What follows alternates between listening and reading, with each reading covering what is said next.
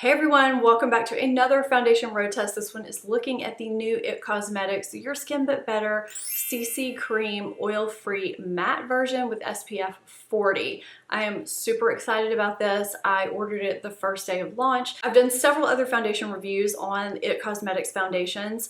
I've also done a comparison overall of the various IT Cosmetics foundations. I'm going to link those for you below. If you want to see how this new matte CC cream performs on my over 40 combination oily skin in this hot and humid weather over a period of days using different primers and different powders and different methods, and also how it looks compared to the original CC cream, just keep watching.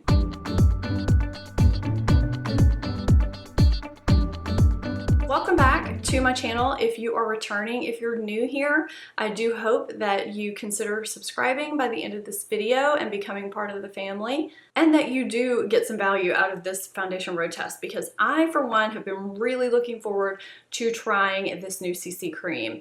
It is available in 12 shades. They did increase the shade range slightly. It's still not a great range as far as foundations go, but because it is so adaptable to your skin type, I guess that's what they're thinking. I do believe they are increasing the shade range for the original IT CC cream too. I am going to be looking at the differences in the shades that I got. I do have medium in both of these, so we'll see how they compare as the video goes on. It is $38 for 1.08 ounces. I kind of like that you get a little bit more than an ounce. As always, before I get into the bulk of the foundation road test, I'm going to read you a little bit about the claims and just some observations that I see right up front. When I looked at the ingredient list, what I noticed is that they took out all the oils, obviously, because it is oil-free, and they added clay and changed the order up a little bit of some of the ingredients. Like niacinamide is bumped up on the ingredient list, but other than that, both have collagen, peptides, antioxidants, and niacin. So things looked pretty similar other than the oil and the clay differences. That's what I noticed right up front. It says that it delivers color correcting, full coverage, anti-aging skincare in SPF 40, broad spectrum physical sunscreen. So that's something else I noticed right up front. They did decrease the SPF by 10, which is really not a big difference. You should not be relying on your foundation or CC cream for your total SPF anyway. I do know that SPF 40 or 50 is a really nice amount of SPF, but the amount of product that you would have to apply to your face in order to get that full SPF 40 or SPF 50 is way too much. You would never apply that much to your face. So you really need to be using another SPF product underneath this product to get your full amount of required SPF. I hope that made sense whatsoever. So the bottom line is, don't rely on this for your full amount of sunscreen. It's a great supplement to whatever sunscreen you're already using though in your skincare routine. So in addition to what I just said, it gives you a poreless, natural looking matte finish that lasts. This multitasking, complexion perfecting breakthrough instantly camouflages skin imperfections, including dark spots, without creasing or cracking, and it's clinically tested to reduce shine and control for up to 12 hours. It's also infused with charcoal to detoxify, colloidal clay to absorb oil, and tea tree extract to combat blemishes. Plus, an advanced anti-aging serum made of hydrolyzed collagen, peptides, niacin, hyaluronic acid, vitamins, and antioxidants. You'll see powerful results instantly and more dramatic results over time. It is supposed to be full coverage, good for all skin types, and matte. I'm going to cut to today's application and then give my initial impressions and thoughts, check in for today, and then I'm going to probably cut to the summary and intersperse my check-ins as the foundation road test goes during my summary so that I can talk with you guys about what I think. I am really anxious to see how this is going to wear and hold up, if it's actually going to live up to the claim, so stay tuned. So on this side of my face, I have my Tatcha Silk Canvas, and on this side, I have my Hourglass Veil Primer. I'm using two different primers, so I'm going to use one application method. I don't like to mix up my application methods if I'm also mixing up my primers, so I'll use a brush on a different day and my fingers on a different day. And this is what it looks like. I love aqua. I love aqua packaging, so I'm also using my Aqua Beauty Blender. I just think it seemed appropriate. It is thicker than the original. I pumped out, I think, just probably a couple of pumps once it got going there, and it is not running down my hand at all. That is medium. I'm also going to see what this looks like compared with the regular. Maybe I'll do a half and half day. We'll see. I'm going to apply this like I normally do in sections so I don't apply too much, because I find that is when the other one tends to look heavy, is when people apply too much. And we'll just see what this looks like. So I'm still testing out the silk canvas, which is why I'm using it on this half. And the Hourglass Fail, if you've been following my channel, you know that is my holy grail primer, I guess. It's the one that typically does not fail me no matter what. It's really disappearing into the skin nicely so far, and very easily. Okay, so as far as covering redness, we have this side, which I've not done anything to, and then we have this side. So it's very yellow toned, it's very warm, which is fine because that goes with my neck. I do have some redness in my cheeks just because I have a little bit of rosacea. I'm gonna see if I can build it right there, just a little bit.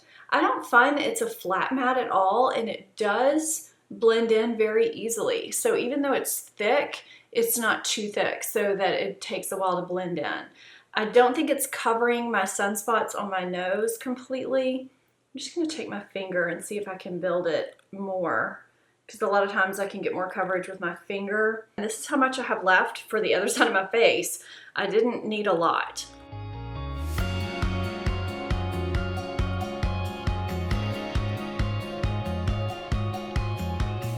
This is what I have on both sides. Again, Hourglass Tatcha. It looks good, it feels good, and I think the pores look good on both sides, which is what I kind of expected because both of the primers do well with pores. We'll really see how it does with pores on the check-ins with the no primer. It is blurring with the pores. It looks good on my little forehead wrinkle here. The color looks really nice. You can see my foundation matches down below. If you are near my foundation shade, this shade would probably be a good match for you. It is blurring my sunspots, even though it's not covering them completely. I'm gonna go put on the rest of my makeup and we'll see what my makeup looks like finished, and then I will check in throughout the day. I did forget to let you know this is how much foundation that I had left on my hand. I thought it might dry down very similarly to the Dior Backstage foundation after I applied it. I do have a review on that. I'll link for you if you haven't seen that. It didn't set quickly the way that did. It still felt just a little bit tacky. So if you're someone like me that does need to set your foundation, you'll probably need to set this unless you just want to sit there for a long while and wait for your foundation to set. I don't have that kind of time in the morning. I don't know about you. Once I set it, it set really easily.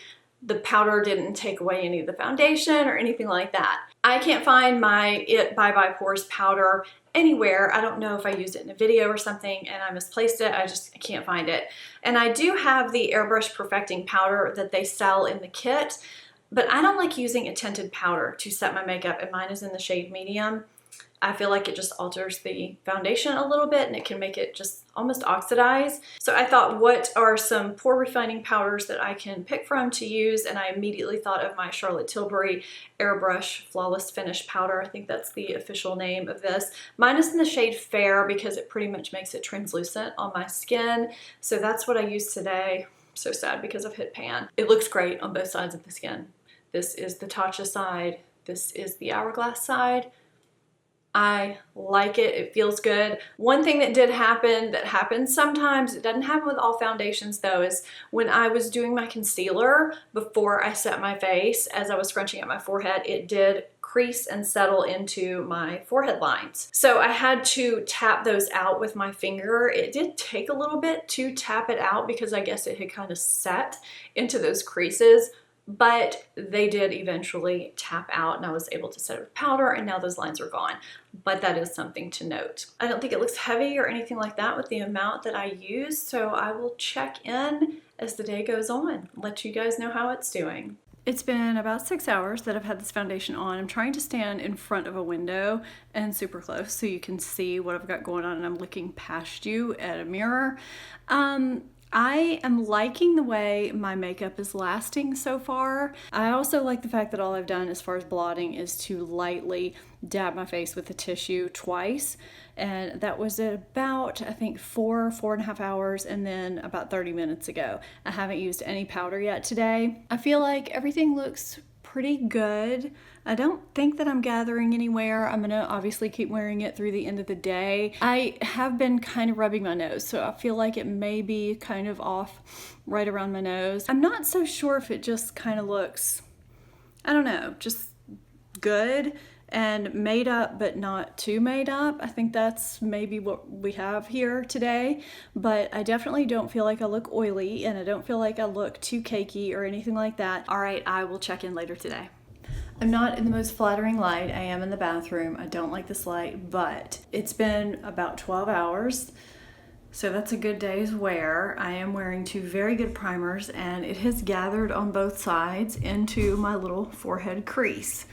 I wasn't expecting that. There's also some other things that I didn't quite like today that I'm going to elaborate on in the summary. Overall, I will say I was expecting a little bit more from it today. I do have more days to test this out, so this is not my final verdict, but I mean, you know, you can see some shine. It just looks okay. Now that we have that first day out of the way, I'm going to go ahead and show you a couple more days when I checked in on video. I did wear it more days than what I'm going to show you here, just because I feel like these are a little more applicable, and I'm just going to talk about my feelings overall and some specifics with those days as well, and just my feelings in general. So I think that we kind of established that it does cover pretty much the same as the original It CC cream. I keep referring to it as a foundation because it does have foundation-like coverage, which is good. It can give you that medium to full buildable coverage. You can shear it out with a beauty blender. I personally do not like applying this with my fingers. I did try to apply it with my fingers. I found it just a little bit time consuming. I much preferred it with a brush. I did find that it blended out pretty decently with a brush, but I really like it with a sponge because I don't really like a full coverage foundation or CC cream, and this just gave me a little bit too full of coverage when I used it with a brush. I like it with a damp sponge. That is personal preference. You're gonna want to do it your way, and this is just what I happen to personally like. So that first day, you saw what went on. I show expression in my forehead. It just happens. And sometimes foundations will gather in those lines as the day goes on.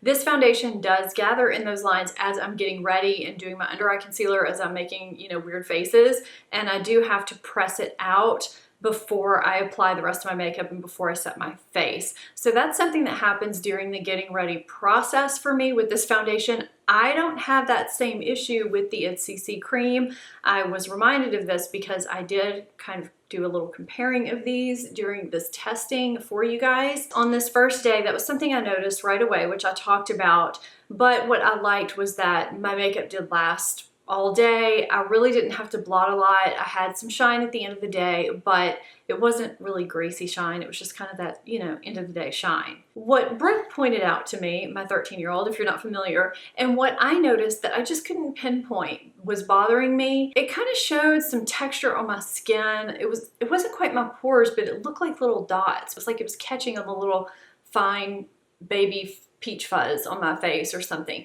So I think you probably need to make sure you exfoliate really well. I keep holding this one. I think you need to make sure you exfoliate really well when you use this if you maybe haven't in a few days, which I had not. So that was something that I did notice. So on the next day that I'm going to show you, I didn't use primer at all, and I did set with the Becca Hydro Mist powder, which is a great powder for me. It works well. You're going to have your own powders and primers that work really well for you too. I did not have to blot until about 5.5 hours, and again, not a greasy blot, so that was really nice. I did get kind of shiny. I didn't have any blotting sheets on me, so I had to use a Starbucks napkin. There was some transfer on the Starbucks napkin, but it wasn't enough to, you know, write home about or anything. I blotted, I'm using that term loosely here, right before I did this video. It's the first time that I had done it all day long. I've had this on, which actually is not just the matte foundation. I'm going to talk about that in a second. It's something else too.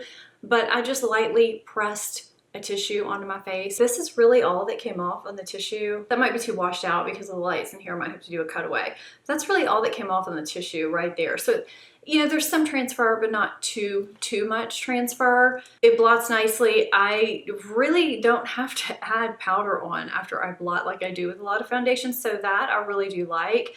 The last check-in I did on this day was at the 10-hour mark, and I just find that, I don't know if it starts to dry my skin out by the end of the day, but it does start to emphasize some not so good things about my skin that I really have not had happen with other foundations before. If you're a little more oily than I am, you may not have this happen, but I noticed this on several days, not just this one, that I would wear it, didn't matter what primer or without a primer like on this day, but I just felt like it was emphasizing some texture that I don't feel like I normally show ever, even when I go without foundation. It was just kind of weird for me. I haven't really watched any other videos, so I'm probably the odd man out on that. So on the third day, I'm going to show you, I have the matte version on my left side and the not matte, the regular CC cream version on my right.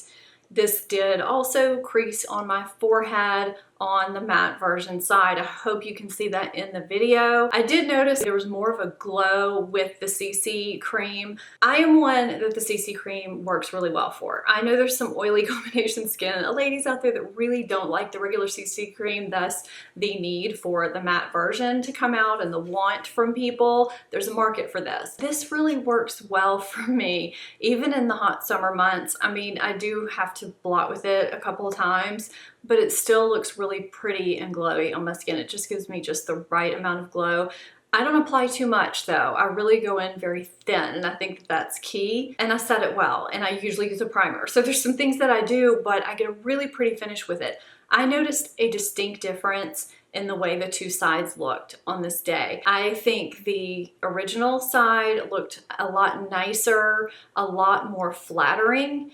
I don't know if you can see that on film or not, but it was pretty noticeable to me when I was taking the photos and trying to get one at the right angle for you guys, and I felt like I could just see it in the mirror. So yes, this side was more mattified, but I just felt like as far as the texture of my skin goes, the matte side kind of just emphasized that, whereas the CC cream side kind of blurred it. I don't feel, however, that they differ much in terms of longevity of my makeup, how it feels, or anything like that. I also did notice the lack of a scent when I was applying the matte versus the CC cream, because there is a scent in the regular CC cream versions, that kind of lemony scent. It doesn't bother me. It does go away for me. It's noticeable upon application. That's pretty much it. But the matte does not have a scent at all. It was really apparent when I did them half and half. Today, I decided to mix the two, and this has actually been my favorite day. I just did half and half on the back of my hand, mixed them up, and applied them with a damp beauty blender. And I do have the Cover FX blurring primer on, and I set with the It by Pores powder, which I did find, by the way.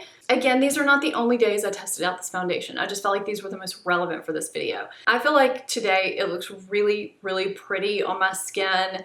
It did also crease on my forehead right after I applied it.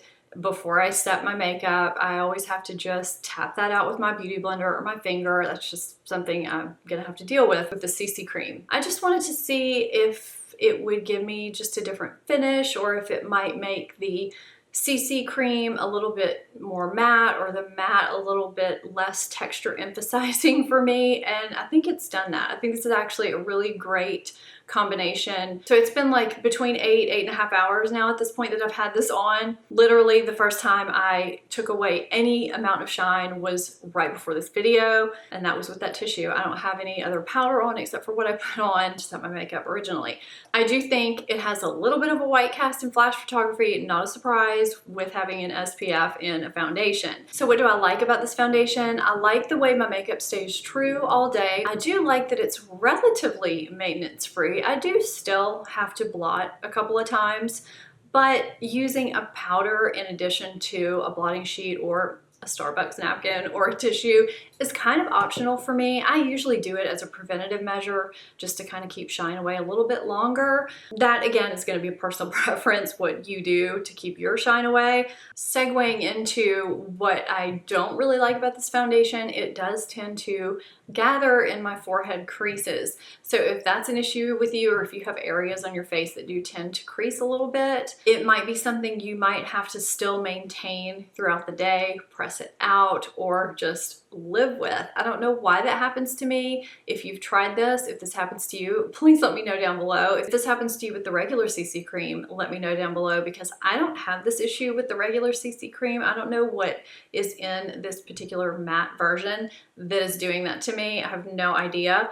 So from that standpoint, I wouldn't say that this is gonna be for me like a Too Faced Peach Perfect, a Bare Minerals Bare Pro, or an Estee Lauder Double Wear in the terms of being, you know, a bulletproof, long-wearing matte foundation, because those don't settle into any fine lines that I have. At the same time, it's not like the It CC cream, because I find that to be a lot more flattering on my face, and it's not quite skin-like either, like the skin-like foundations that I talked about in my recent video that I did, the top skin-like foundations, because it is more of a medium to full coverage CC cream. Now, I haven't done my top CC creams, BB creams yet, so this foundation road test has kind of left me with some mixed feelings. I don't know if you guys have ever felt like that with foundations before, but this is just one that I don't know, I'm kind of confused on, because it's kind of like I like it, but there's kind of a but there that I don't know, I'm just not quite to the love yet,